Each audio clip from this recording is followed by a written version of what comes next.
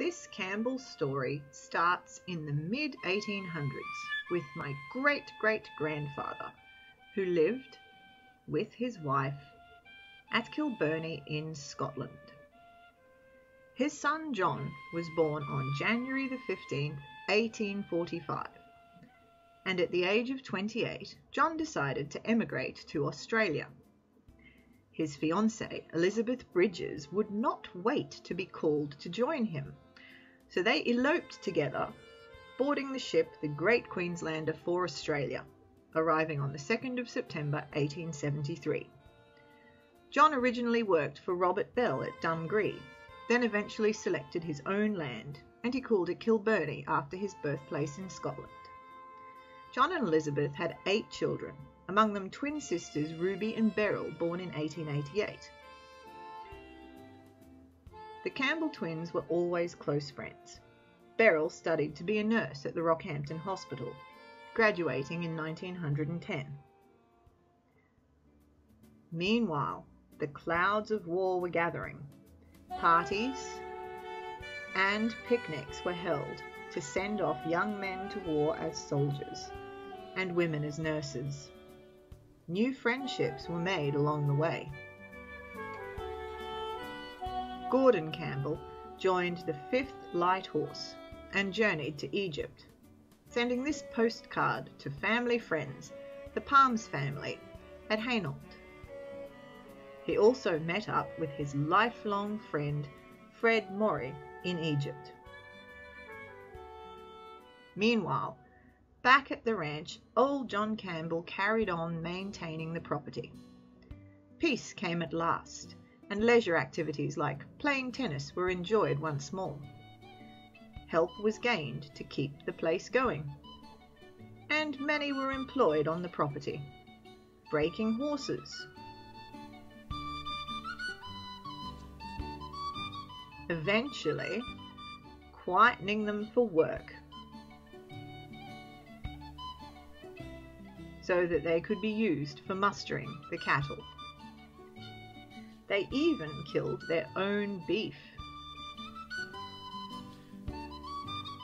butchering them for their own use. Their son, Gordon Campbell, now a returned soldier, met and married my grandmother, Christian Telford, and they settled at Craiglands nearby. As he grew older, John Campbell always had time for his grandchildren. New members were added to the family.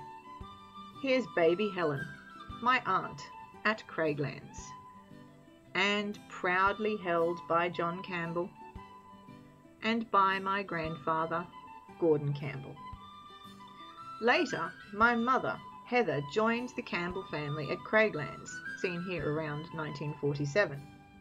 Our cousins Sheila and Betty Daly were frequent visitors. Here's Betty in her nurse's uniform, and going to bowls, and Sheila in her World War II nurse's uniform.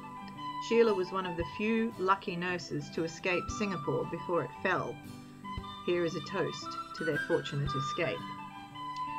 Betty and Sheila's younger sister Peggy Daly was the only Daly child to get married. Here she is on the right. And here's Sheila doing some gardening with a rotary hoe.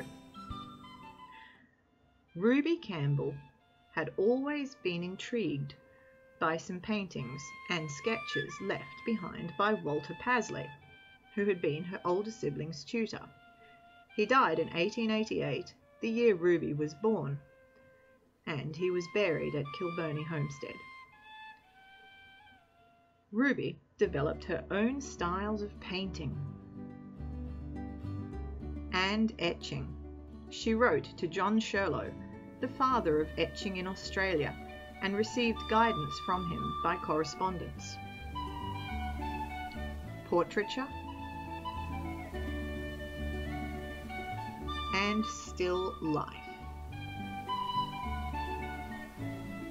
She even developed techniques of wood carving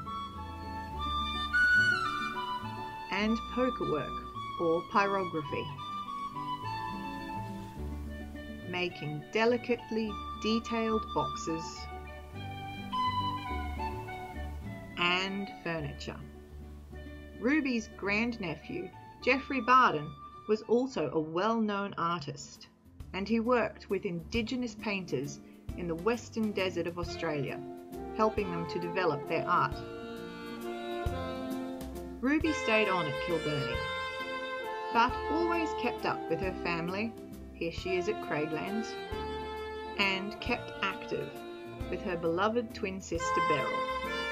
She loved her horses, her dogs and her family. Here she is at the yards with Aunt Helen, and with a favourite shepherd dog, and drumming up some business,